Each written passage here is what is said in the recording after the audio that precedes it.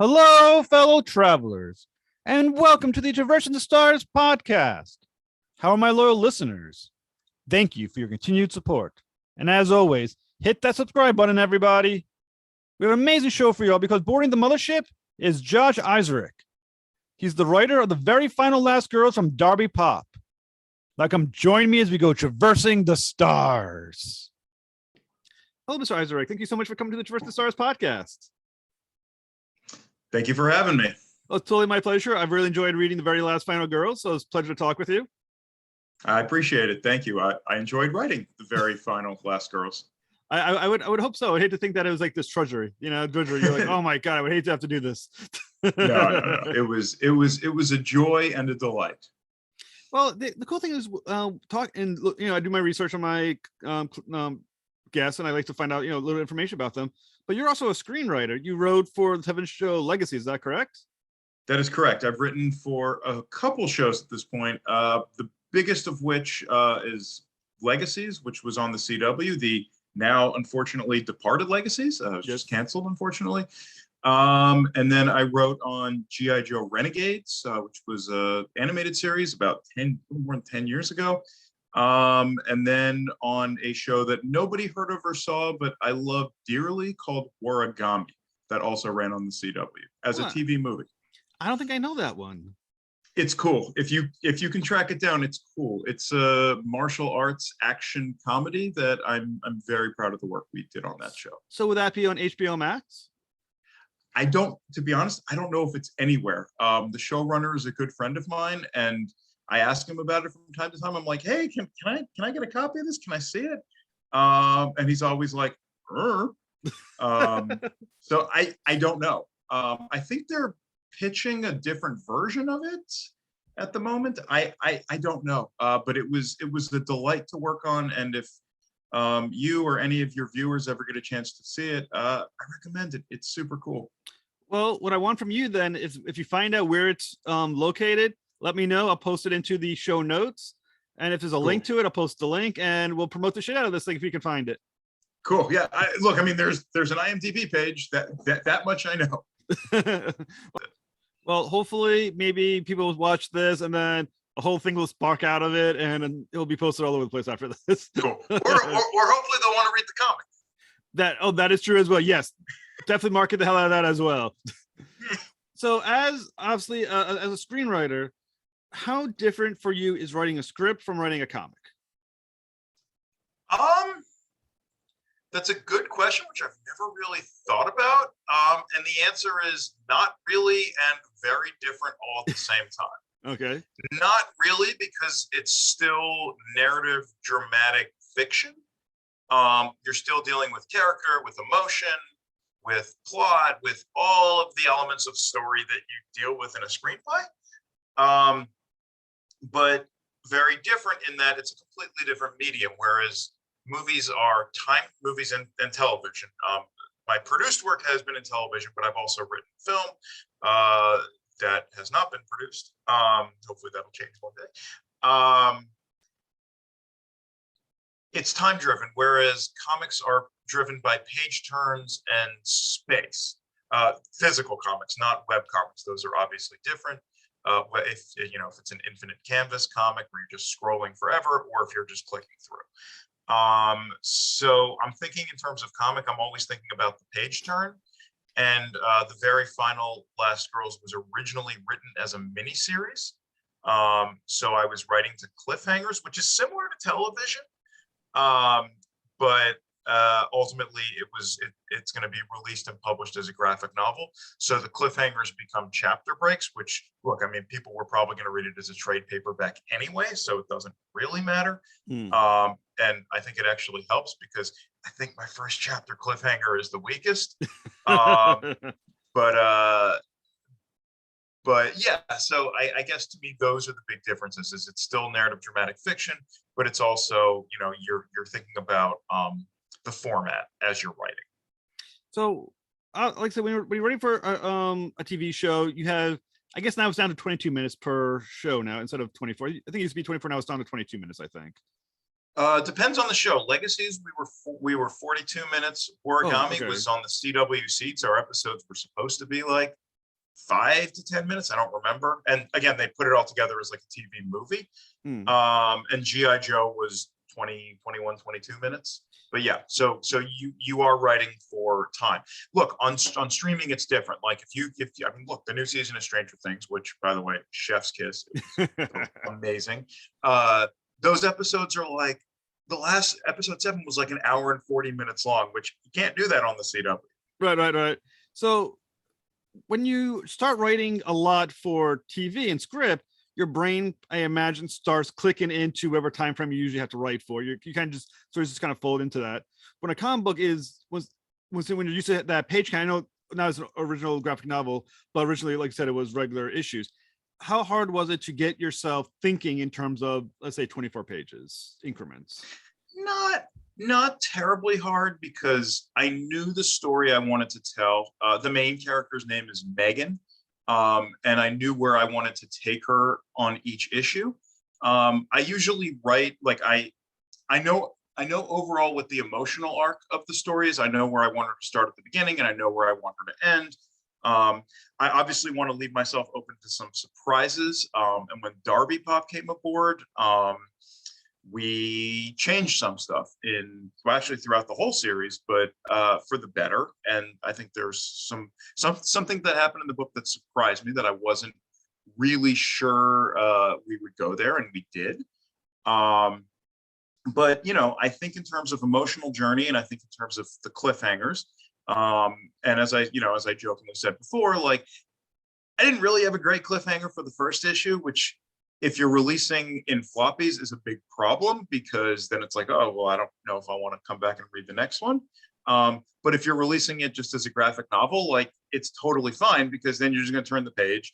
And actually, what I said to Jeff, when the publisher at Darby Pop, when we first started talking about doing the book there, that I wanted to release the first issue as a double-sized 48 page issue. And he's like, we're just going to do it as a graphic novel. And I was like, great, perfect. That solves my concern there. Well, like I said, I really enjoyed reading it. And like I said, the graphic novel is called The Very Last Final Girls. Very final last girls. Yes. So these are definitely these are definitely the last ones then, the very last final. Oh yeah, they're it. Until we hopefully do the sequel, and then I'll throw in some more. No, it was we went through a bunch of different titles before we settled on this one, which I really like. Yeah, I think I really enjoyed reading it. So what inspired its creation? The short answer is I saw Cabin in the Woods, which is maybe my favorite movie of the last 10, 15 years or whatever. I shouldn't admit this because I'm trying to market a horror book. I was not a horror fan until I saw that film. I was vaguely aware. I'd seen a couple. I thought The Exorcist was kind of cool, but mostly I was just a big scaredy cat. I remember going to sleepovers when I was a kid, and like Freddy Krueger, I'd never seen any of his movies. It's just like, can I curse on this program? Oh, have a good time. Go for it. Great. Freddy Krueger scared the shit out of me. And I think what people forget is, like, in the 80s, he was like Iron Man. Like, kids would come to school for Halloween in like a plastic Freddy Krueger mask. I was one of them. I'm sorry? I was one of them. Fantastic. I did it one year.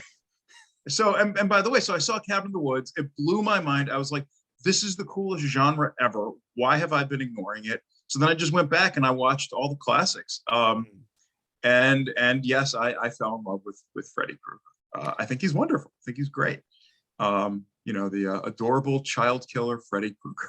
He is actually, I must admit, I really liked him as a character, and I did go to him one year for Halloween, and I think I made the glove myself with like the Lincoln Log green parts of it, and I made that as my scissors for the hands. I'm telling you, there's something visually amazing about that character. The hat, the clothes, the glove is visually just so appealing. It's such a cool looking weapon. I mean, I know there's Wolverine, but that glove is up there with the Wolverine hand gloves for a just cool accessory. Yes, I agree. So I saw Cabin in the Woods, blew my mind, opened my imagination, and I just started thinking. And that's where the project came from. I mean, I've been working on this for, God, this feels like I go back to the earliest script. Like I think it was like 2012 I started writing this. Oh wow. I think. Whenever Cabin in the Woods came out, that's when I had this idea. That's some dedication. I mean, what is it like for you 10 years later to now have it in a tangible form?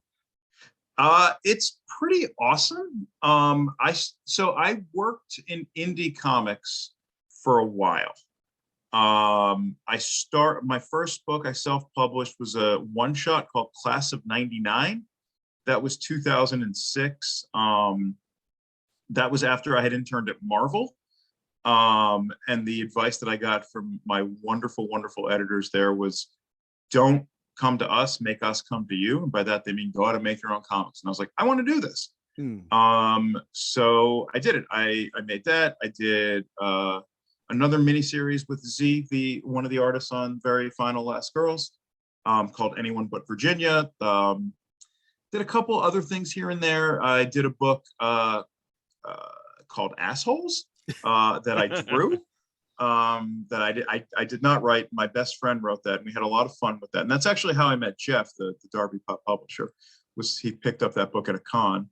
And I was doing that, and then two things happened. Hollywood happened, and then life happened. So I kind of stepped away. And then I was quietly working on what eventually became The Very Final Last Girls with Z, and then the pandemic hit. I lost my job in television, which was a bummer, but kind of turned out to be a blessing in disguise, because then I kind of reevaluated. I was like, I want to do something with this book. And about a year ago, I almost buried it.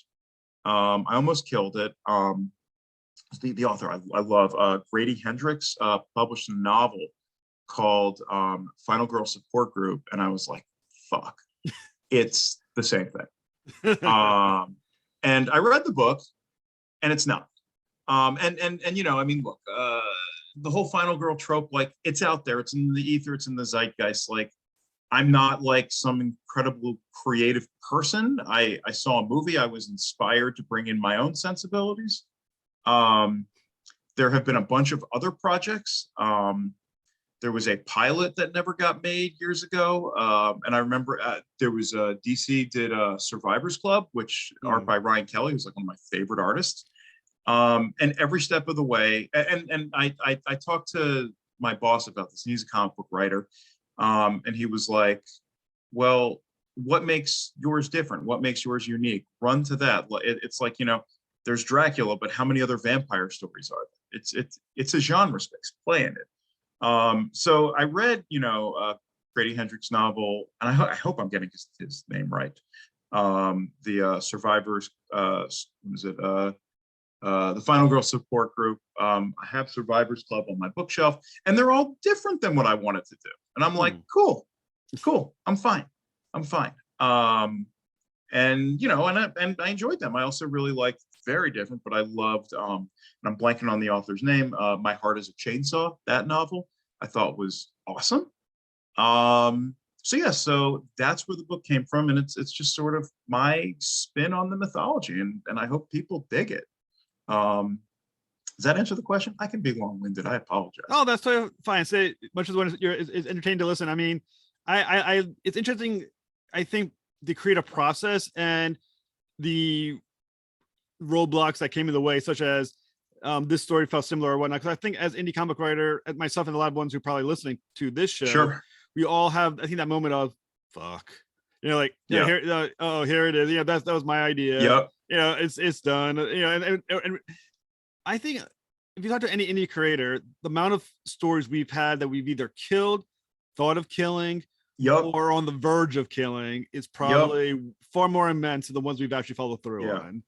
So I also work as a teacher, and as a screenwriting instructor, comic book writing instructor. One of the things I always tell my students is, you got to be passionate about the work you're doing, because exactly as you said, like, that's probably going to happen. Like, there's only so many ideas, but what makes it unique is your perspective on that. Like, so for me, it was like, what is my take on the Final Girl mythology? And it turned out it was also, well, I just want to write an X-Men comic.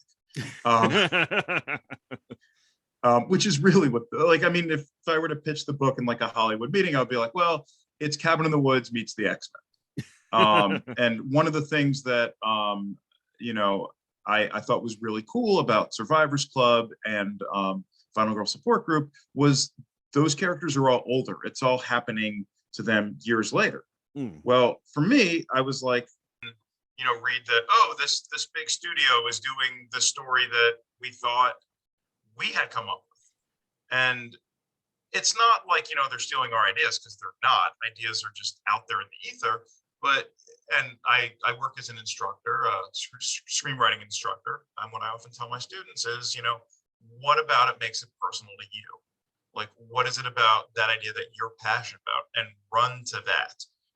For the very final Last Girls, what makes this one unique to me, I think, is two things. One, it's about teenagers, whereas a lot of the other stories in the space are about the adults revisiting their trauma from their childhood, which, awesome, great. You know, It is one of my all-time favorite novels. That's not what my book is about. It's certainly about trauma, but it's much more visceral, much more immediate. And what I love about writing teenagers is emotions are just higher. And then also the other thing is, like, I want to play all these stories as real. I don't want to do like, oh, well, maybe like, you know, the Nightmare on Elm Street analog. Well, maybe that was just some drug stuff. No, like, there's this monster and he's going into people's dreams. Or, you know, zombies are real. So it's like, I think it's a line in the book, like, every scary story you've ever heard is real. So like another influence is League of Extraordinary Gentlemen. Like, I love the pop culture mashup. To me, that's just, it's so fun and it's such a delight. I mean, one cool thing is, so the title, The Very Last Final Girls, as you mentioned a little earlier, is a classic horror movie trope of the girl who survives at the end of the movie. Yes. You know, Sigourney Weaver, Nancy from from Nightmare on Elm Street. There's Jamie Lee Curtis from Halloween. So the Nev Campbell. Nev Campbell, Scream movies, yeah. So far, at least. So far, we'll see. Give it to like Scream 8. Right, until she's too tired, doesn't want to do them anymore. But then they'll bring it back but then they'll bring her back for the reboot. Oh, of course. Yeah. So, I mean, so the main protagonist, you know, the multiple protagonists, but the main protagonist of the movie is, like you said, Megan. So she's like the ultimate final girl. So how does Megan play off the trope of the final girl? How is she the ultimate one? And kind of like, of all these final girls, why is she like the final girl? Well, you know, it's really, this is a story about, I think it's a story about her accepting that she needs help. It's a story about processing trauma. Now, which is not to say it's like a psychology textbook. It's not. This is like a genre adventure with zombies, werewolves, nightmare monsters, I'm blanking, slasher, definitely slashers, aliens. Like, it's everything that I would want to read in one of these stories, but ultimately it's about a girl processing her trauma. And for her, I wouldn't necessarily say she's the ultimate final girl. I think she's just like, what is the most interesting character that I would want to put in that situation? And certainly you can look at all the other characters' point of views. And Megan is for sure the protagonist, because at first she doesn't want help. She doesn't trust these people. And that's, you know, her background. She grew up off the grid. Her father was a survivalist, which is very useful when it comes to fighting zombies. But when it comes to like making friends and making nice with other teenagers, not so much. So to me, that was just an interesting character to explore. The other, look, they're all interesting to me. I think they could all be the protagonists of their own book, except for Connor. He's the one guy. Yeah. And the gag with Connor is he's kind of just useless. You know, but with like the others, it's like with Heather, I think and Heather's the character who survives the Nightmare on Elm Street analog. With her, it's like, to me, the more interesting story, which I one day hope to tell, is actually how she survived, which you get in the book, but you get kind of like a quick gloss over because it's Megan's story, it's not Heather's story. Right. To me, there's a much more interesting story there. Or the story, Dina, who's the character who survived our summer camp slasher. For her, to me, the more interesting story is what happened to her between surviving and then going to the Department of Metaphysical Security, which is basically, Charles Xavier's school for traumatized youngsters. Right. Is the best way. So those are all interesting, but to me, but dealing with the actual therapy group setting, I want to go with the character who's got the biggest journey to go on. And to me, that was Megan, the zombie survivor. Because to me, that would probably, they're all scary. That would be the scariest for me. So, there's so many interesting characters. One interesting character is Dr. Black. Mm-hmm. So she experienced the supernatural. How is her morality and maybe her ethics as a governmental employee and whatnot affected by her experience in supernatural, having to deal with that? And how does she then view the Department of Metaphysical Security because of that? I'm smiling because with both Dr. Black and Connor, the useless kid or the useless guy, talking about structuring the comics, there were much larger stories I had for those characters that I cut. Hoping if I ever get to do the sequel, I'm hoping to save them. So Dr. Black is, for lack of a better comparable, she's the Professor X character, right? She survived. She was in a sorority in the 1970s in Maine, and a girl went crazy and killed everybody at a Rush event, except Dr. Black. Obviously, the comparable there is Carrie. And for her, it's I think she sees a lot of herself in these kids, and she's been through it. My wife actually is a therapist, excuse me. So a lot of my research is just and look, I don't know any of the specifics about her clients, but I know that, some of her classmates were people that had been traumatized and had been through therapy and now wanted to pay it forward and were inspired to become a therapist themselves. And I think that's cool. And I think that was kind of Dr. Black's journey. And in a lot of these stories, the kind of adult figure is seen as a malicious force. And I certainly want to play with, and I don't want to give anything away about the ending or how the story unfolds. And I certainly want you to suspect that Dr. Black is maybe up to something nefarious. But I ultimately believe that she thinks that she has these kids' best intentions at heart. I will say, when I was reading it, government in stories often obviously arrange the two ways. There's the Hellboy, BPRD kind of government. It turns out kind of helpful. And then there's as you mentioned, the Stranger Things Hawkins Institute, which is kind of destroying, the world in one way or another.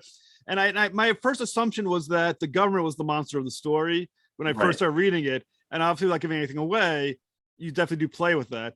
So, so Dr. Black, then, even though Megan is very much up against her in this, believes her job is both ethical and necessary. Correct. So I will add a third take on government in stories. And a little bit of background on myself. I'm originally from the Washington, D.C. area. Born in Washington, D.C., grew up in Maryland, have lived in Maryland and Virginia, and for a very brief time in D.C. So a lot of my friends work for the federal government. And the show that they say gets it correct more than any other show on television. You want to take a guess? I'm guessing it's not The West Wing. It's not The West Wing. No, go ahead. Veep. Really? Veep. Yeah, they all according to my friends, that's the most accurate show. And without getting into my personal politics, because that's frankly stupid and irrelevant, my kind of perspective that I'm playing with here is, at least for Megan, as a survivalist outsider, she thinks the government is stupid. She thinks it's not there to help her. It's there to make things worse, not intentionally, but they're just there to make things worse. And I think Dr. Black even has a lot. Or no, it's not Dr. Black. It's Agent Pierce, who's the head of security. He's kind of like this. You think he's kind of a badass, and he is, but he's more of like a friendly mentor type figure to Megan. And he's like, look, we're just an underfunded government organization that doesn't really exist on paper, which translated means we're basically broke. So they're doing the best they can with limited resources. And you look at the title of the book, The Very Final Last Girls, and it's kind of tongue in cheek, it's kind of funny, and that's the tone that I'm trying to get across. So it's not like, and look, I don't want to give anything away, but it's not like, this is an evil government organization or they're just trying to help us. No, they're just broke and underfunded and maybe just kind of flailing in the dark along with everybody else. So in the story, you have something that's called metaphysical phenomena. As you mentioned, there's werewolves, aliens, all sorts of slasher stuff, everything like that. Now, these monsters and mythical creatures and other things, sci-fi in the case of aliens, are they like this is a natural aspect of life that everyone kind of deals with? And what's to say about the existence of this world where things like this kind of just happen? I mean, is it something that is thought about that, we have, what's to say there's monsters and werewolves and everything else in a world like this, that kind of thing? Sure. I think the quick, easy answer is it's Men in Black, but with monsters. So it exists, they're there, and this Department of Metaphysical Security exists to keep it all under wraps. So you and I can just go about living our lives. Is that safer or more dangerous for those who actually live their lives? Because once again, would it be helpful to know what's out there and be prepared, or is it better to live in complete ignorance? That's a great question. I think somebody like, well, you know what? That's actually something I'm dealing with in the sequel. Okay. I want to do, and I don't know if you saw in issue 6, and you have the digital book, so it probably doesn't work because it's not a high resolution. There's a little QR code. I don't know if you saw that. I did not pick up on it. No. Yeah. So that takes you somewhere outside of the book that gets into exactly those questions. Okay. Which if I get to do the sequel, this is something I want to explore. And again, I think the first volume stands on its own. And other than maybe what happens to one of the kids, I wanted to tie everything up because you never know if you get to do the sequel. And I'm using the word you broadly, right? So you want that one to just be as good as it can be. One of my formative pop culture experiences when I was 10 years old, I went to see the Super Mario Brothers movie in the theaters twice. And look, it's a terrible movie that I love. And the movie ends with a huge cliffhanger. And spoiler alert, there was never a Super Mario Brothers movie part 2. So you never find out what happens. And I kind of took that with me. And it's like, yes, I want to keep playing in this world. I want to keep telling these stories, but this has to stand on its own. Like it has to tell a solid emotional story about this young woman processing her trauma, again, with all sorts of like horror, sci-fi elements that make it fun and cool. But it has to end and you have to feel satisfied at that ending. And hopefully the story does that. But at the same time, it's like, wouldn't it be cool to do the next one? And this little, I don't want to call it a secret because if you're reading the higher resolution press copy of the book, like, and I printed it out and tested it, there's a QR code that takes you somewhere that teases the next one. And I used to be a journalist. In my previous career, I was a newspaper reporter writing in and around Washington, D.C. So I believe very, very much in what are called sunshine laws, which, that means that the public has a right to know what's going on in the government. I said I wasn't going to get political. I guess I am. I'm sorry. And in the next volume, and I tease this in the little, I'll call it the bonus content. There's a character who might not reflect all of my worldviews. In fact, I don't think she reflects any of them, except for that. She wants to get at the truth. And I think that is something very interesting for me to explore, and also how it will cause a lot of problems for Megan and her friends.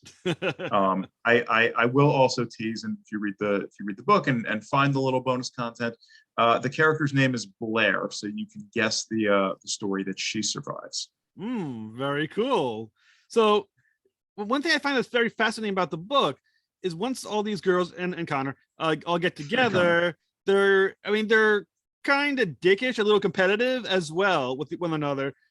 So, I mean, they're kind of competing with who has the most dangerous survival story. I mean, Megan is like, Right. I did zombies. Someone's like, well, I did a slasher. Like, well, zombies beat slasher, through that nature. Right. So do you think that's unique to these girls, or do you think to survive these situations, that kind of personality must be in place?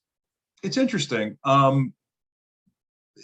In some of the situations, yes, you have to be highly competitive. And I think Dina, the one who survived the summer camp slasher, is a highly competitive person. But to Megan, it's like, oh, you just survived like some dude, and it's our Jason Voorhees analog, except he's even lamer. He has a broken canoe paddle, which hopefully I used to some pretty graphic and shocking effect. And I shouldn't say I should say we. I want to take a moment to acknowledge the entire creative team, with illustration by Z Crockett, Andreas Barrero, and Michael Woods, who did colors. But for Megan, it's and look, the book would not exist without these people. And I especially want to thank Michael, if he's listening, for reaching out to me, because I never intended to color the book. And I think it's because of him, like, we're getting published. So thank you, Michael. And he's a great colorist. Yeah.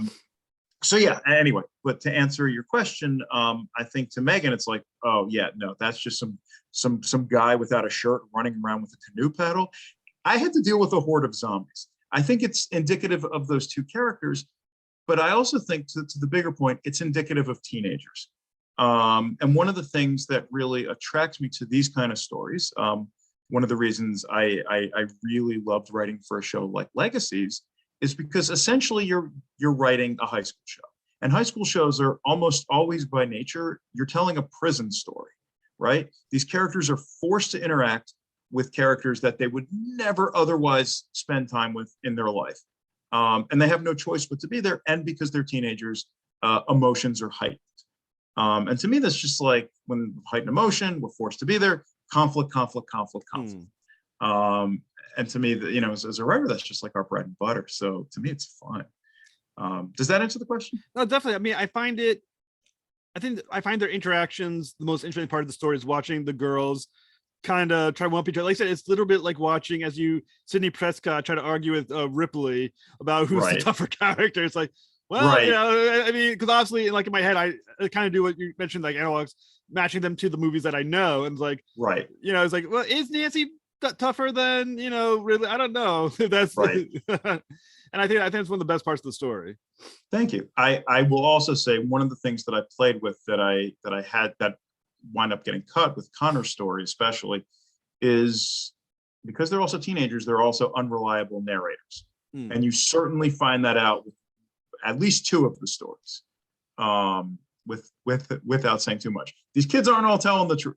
And to me, that's interesting. The reasons they're lying, some of them are for very, very good reasons, and some of them might be a little more nefarious, which, it's genre, so it's fun. Right. So, I mean, I without spoiling anything later on, because I know the reasoning is different as you read the story. One of the main motivators of Megan is getting back to her sister, Reese. Correct. And Dr. Black is finding any number of reasons for it to not happen. So, correct. The question I had without getting to what actually happens later, because I don't get into spoilers, is her argument is that Megan is not ready to meet Reese. Now, we're kind of led to believe that governments are nefarious, and that's kind of the situation. But is the statement also partly true that because of what Megan's gone through, she really is not ready to meet her sister? So I think it's partially true, but I also think that it just speaks to kind of the inefficiency of government, that Megan, who is somebody who absolutely believes that, I need to be off the grid, government bad. And it's just like, now you're coming to head with how the government actually works, which is very bureaucratic. And again, this is coming from a lot of my friends who work in the federal government. Just, it takes a long time to get something done. If I may plug one of my friends' projects, I know he'll appreciate this. I have a friend who wrote on a Go 90 show called Liberty Crossing. It is a comedy about Homeland Security. Go 90, RIP. And it's it's silly, it's fun, and it's basically like it's Silicon Valley, but it's set in something like deadly serious. Right. Now I'm not doing that, but like a lot of my influence, I think, comes from my conversations with friends like him, so on and so forth. So she's not so Dr. Black is not intentionally like gaslighting Megan at this moment and trying to convince her that she's actually not ready to deal with this. I don't think so. So Megan's emotional goal is to be reunited with her sister, who at the beginning of the book, Megan makes a choice to leave her in very dire straits in the middle of a zombie apocalypse. I also thought it'd be fun to start the book at the end of a zombie film. And I think it even says like on the back of the book, like, this is not a zombie story, but Megan survived zombies or something like that. Right. And look, I love zombie stories, but I just wanted to use that as my jumping off point. And Megan makes a choice when she leaves Reese, a choice that basically haunts her for the rest of the book. In that, did I do right by my sister? And I'm not going to give that away because this deals with the ending that, myself and the Darby Pop team, we spent a long time discussing, and ultimately it came down with on Jeff, the publisher, and I think he's right. He's like, this is a horror book. Like lean into that genre. So the ending's pretty shocking. And you've read it, you know what happens. But for Megan, this is her emotional goal. And she's the kind of girl who, growing up in the mountains of Colorado, off the grid, can do anything she wants, doesn't need to wait for permission. And now she's running head up against a bureaucracy that, at least with Dr. Black and Agent Pierce, the two adults we see in the story, they're very well intentioned. They believe as characters they are doing right by these kids. But it's also not like, but what we're dealing with, at least in this volume, is just the rehabilitation, right? And we also learn as the story unfolds that there's more to this secret government department than just rehabilitating survivors. Well, like I said, I had a lot of fun reading it. Thank you. Where will our listeners be able to find it? Sure. So the best place to find it would be on the Darby Pop website. It should be live on June 29th. They can also call their local comic book store. That's another great place to find it. You may have to have them order it for you. Darby Pop website is probably the best place. It'll also be on Amazon. Although I'm told that it's going to be more expensive on Amazon. So go to the Darby Pop website. And the trunk out of my car if you can find it. Well, like I said, I thought it was a lot of fun, and I do hope there's a sequel. I mean, there's a sequel, you definitely come back and talk about it. I do too. I appreciate it. Thank you so much. I appreciate it. I appreciate your listeners. Check out the book. Drop me an email. I don't know if you put contact information in your website, but if I'm an indie comics guy. If people want to people read the book, let me know what you think. If you hate it, let me know what you think. Always happy to engage with people. I'm very, very proud of this book. I think it's a lot of fun. If you like horror, if you like teen adventure, I think you're going to dig the book. And as I said, and I spoiled some of the surprises, but there are some surprises. So make sure if you can send me over the website for Darby Pop Publishing, I'll put that into the notes. Make sure that our listeners can find it, and you better find it, listeners. But Ms. Eiserike, thank you so much for talking with me. It was a great pleasure. Thank you so much. I really appreciate it.